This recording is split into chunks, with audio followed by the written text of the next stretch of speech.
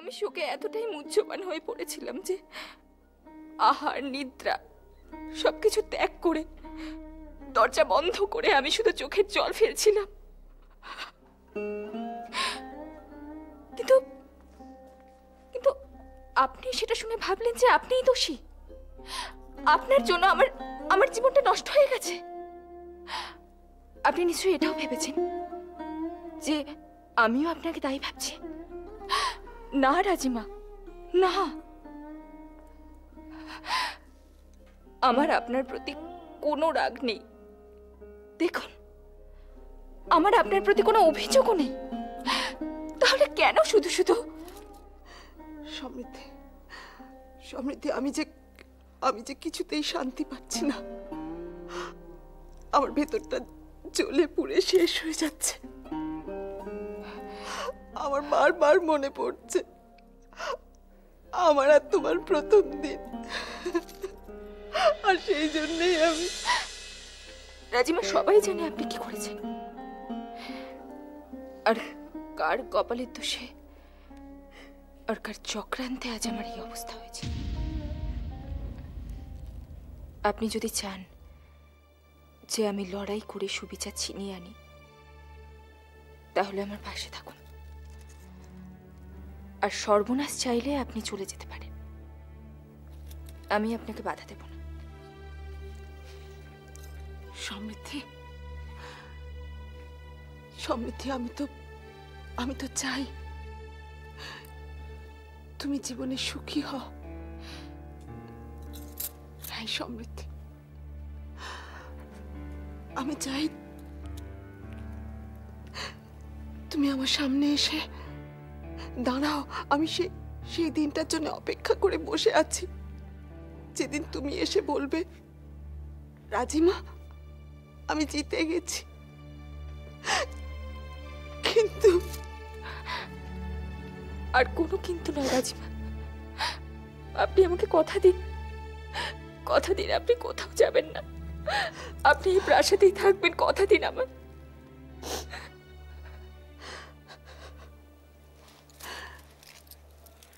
হ্যাঁ সমৃদ্ধি, আমি তোমাকে কথা দিলাম, আমি কোথাও যাব না। আমি এই প্রাসাদে তোমার পাশে পাশে থাকবো।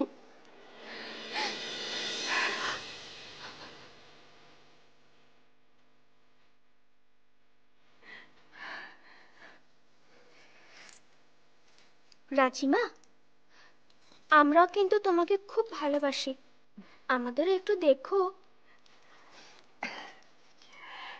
তোমাকে কি কখনো ভুলতে পারি? তুমি যে রাজিমার নয়নের মণি।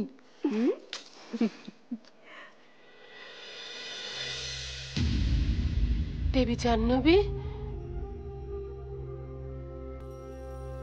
আমি কি শুনছি দেবী জাহ্নবী? আপনি নাকি প্রাসাদ পরিত্যাগ করে চলে যাচ্ছেন?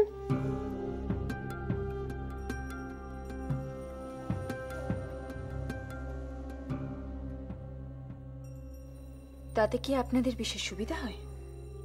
সমৃদ্ধি, একজন মানুষ যখন চিরতরে প্রাসাদ ছেড়ে চলে যাচ্ছেন, তখন এসব আলোচনা কি না করলেই নয়?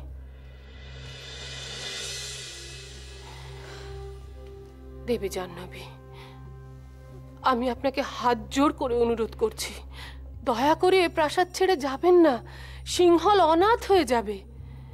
রাজিমা কোথাও যাচ্ছেন না।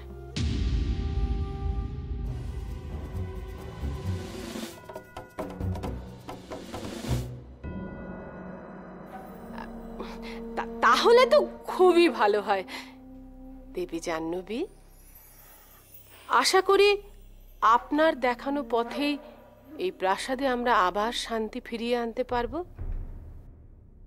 আসি দেবী জাহ্নবী, আসি সমৃদ্ধি।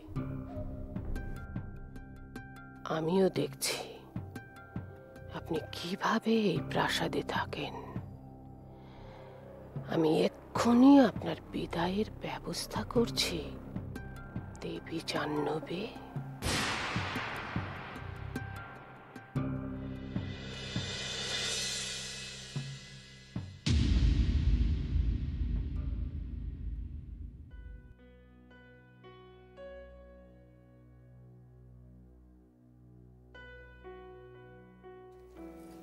এবার বুঝতে পারলে?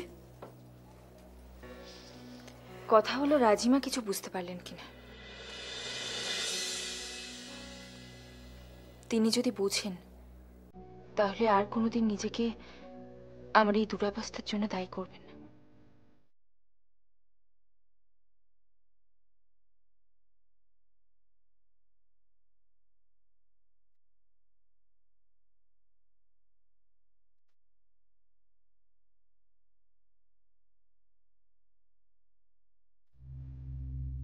সঠিক সময়ে সঠিক সিদ্ধান্ত গ্রহণ করার ক্ষমতা যদি না থাকে তাহলে এই রাজরক্ত শরীরে নিয়ে জন্মানোই বৃথা। আমি আমার লক্ষ্যে অবিচল, কিন্তু এখনো অপেক্ষা করা ছাড়া আর কোনো উপায় নেই। প্রাসাদে দেবী জাহ্নবীর বিদায় ঘণ্টা বাজতে চলেছে। এখন শেষ কামড়টা দিতে হবে, আর তাতেই বোন, বোন, কি হলো? এত উত্তেজিত কেন? এক্ষুনি যা দেখে এলাম। কি? এক্ষুনি যা দেখে এলাম তাতে তো নিজের চোখকে বিশ্বাস করতে পারছি না। তার মানে? সমৃদ্ধি সমৃদ্ধি দেবী জাহ্নবীকে এই প্রাসাদ থেকে যাওয়ার ব্যাপারে বিরত করলো। আর দেবী জাহ্নবী হয়তো প্রাসাদ ছেড়ে যাবেনও না। সে কি? না না না, তা কেমন করে হয়? আমিও তো হতবাক, কিছুতেই বুঝে উঠতে পারছি না এই রকম মানসিক বিপর্যয়ের মধ্যে সমৃদ্ধি এত জোর পেল কিভাবে।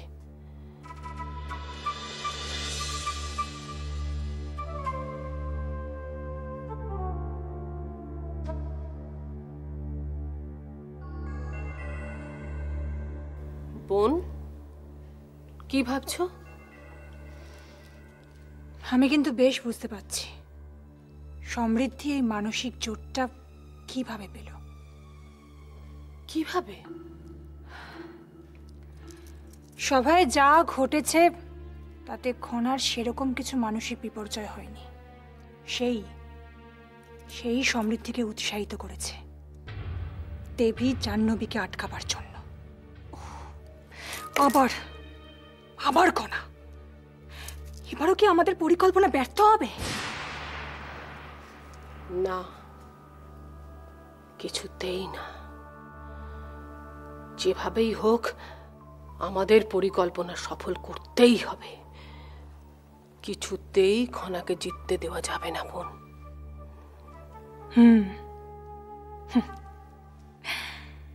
খনা আমাদের বহুবার বহু বিষয়ে চমকিত করেছে, তাই না?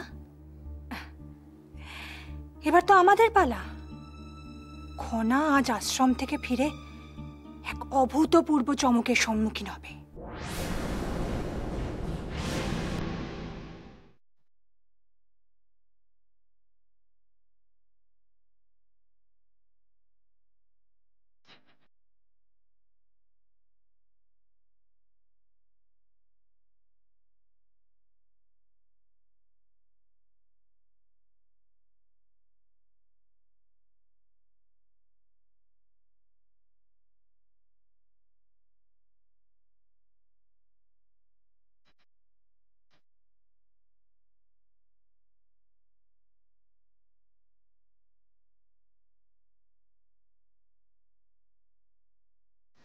মেহের,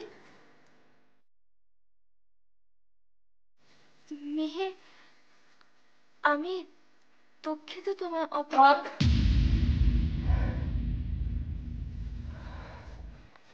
বিশেষ কোনো কিছু শোনার আমার কোনো প্রয়োজন নেই খনা। এভাবে বলছো কেন মিহির? আমি তোমাকে অপেক্ষা করার জন্য সত্যি দুঃখিত। সত্যি কি তাই? হ্যাঁ, তাই তো।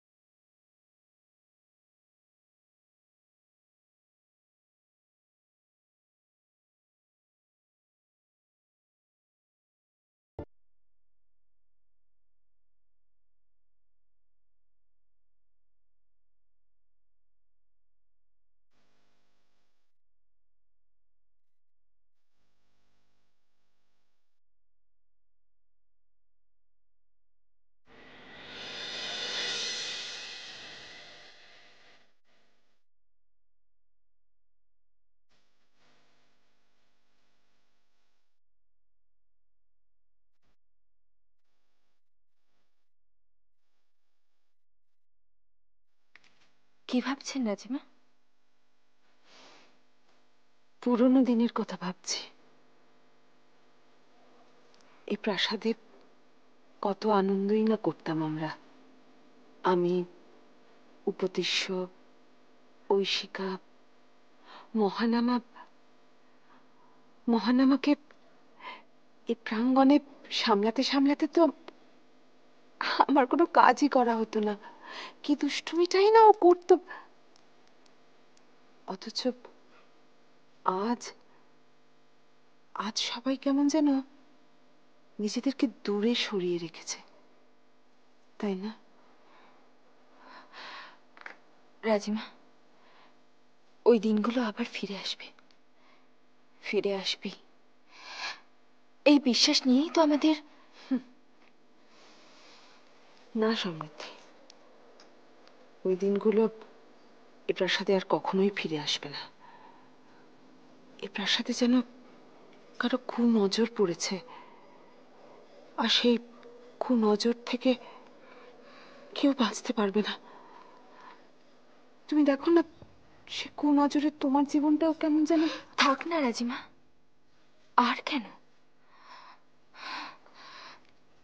মনে একটু ভরসা আর বিশ্বাস রাখুন। এই প্রাসাদ সেই কুনজর থেকে মুক্তি পাবে। আর আপনি যখন পাশে আছেন তখন। দেবী জাহ্নবী,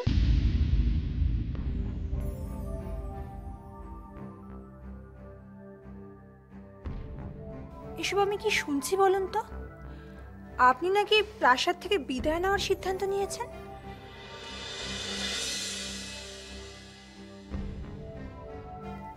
কি হলো? ও, আমি কি আপনাদের গোপন আলাপচারিতে ব্যাঘাত আনলাম? গোপন আলাপচারিতা কোনো ষড়যন্ত্রের জন্য প্রয়োজন হয়। আপনার কি মনে হয় আমরা সেরকমই কিছু করছিলাম? এই মাছি, এসব কথা তুলছো কেন? ষড়যন্ত্রের কথা কোথায় বললাম? আমি তো শুধু। থাক না, আমি শুধুই রাজিমার সাথে গল্প করছিলাম। রাজিমার তো মনটা ভালো নেই, তাই। মন ভালো নেই? ও, তা তো হতেই পারে। কিন্তু দেবী জাহ্নবী, আপনি কিন্তু আজ একটা কথা উল্টো প্রমাণ করে দিলেন। কথা? কি কথা? না, আমরা তো সবাই জানি ছোটদের মানসিক বিধ্বস্ততায় বড়রাই নাকি তাদের পাশে গিয়ে দাঁড়ায়। কিন্তু আপনার রাজরক্ত এতটাই তেজস্ক্রিয় যে সমৃদ্ধির এই মানসিক অবসাদের পরেও আপনি একবারও তার সঙ্গে দেখা করতে গেলেন না, বরং সেই আপনার সঙ্গে দেখা করতে চলে এলো। কি আশ্চর্য, তাই না? আচ্ছা, অন্তত একবার ওর সঙ্গে দেখা করলে আপনার কি ক্ষতিবৃত্তি হতো বলুন তো? এসব কি বলছেন আপনি? রাজিমার সুখ দুঃখে সব সময় আমাদের পাশে থাকেন। হয়তো থাকেন, কিন্তু আমরা তো তার কোনো প্রমাণই পেলাম না। যাই হোক, আমি বরং চলি, আর আপনাদের বিরক্ত করব না। প্রণাম।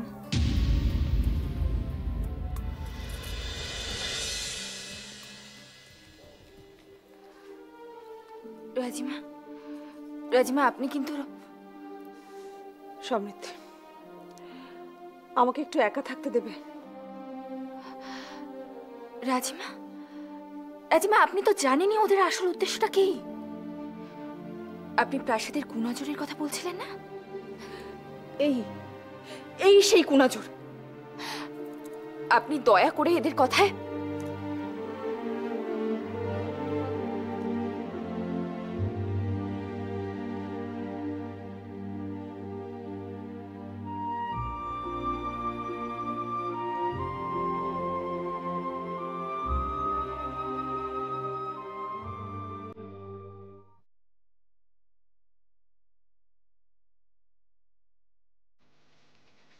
এবার তাহলে আমি। মিহির, আমাকে একটা সত্যি কথা বলো তো। আশ্রম থেকে প্রাসাদে ফেরা পর্যন্ত আমার সাথে তুমি একটাও কথা বলোনি, কেন? বললাম না, কারণ বলার মতন তেমন কিছু ছিল না। মিহির, কেন আমাকে এভাবে বলছো? কিভাবে বললাম? না, কিছু না।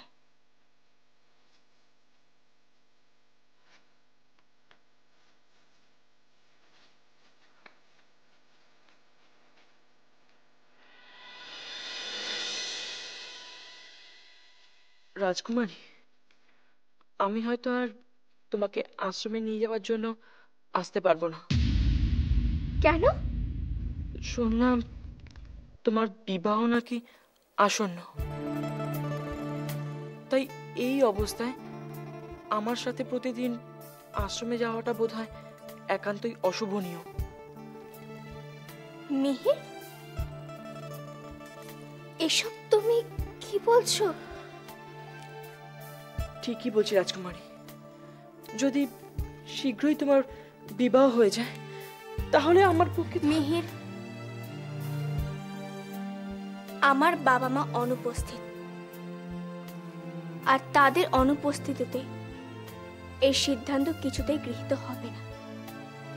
আর আমার বিবাহ নিয়ে যেটুকু আলোচনা হয়েছে তা তো প্রস্তাব মাত্র।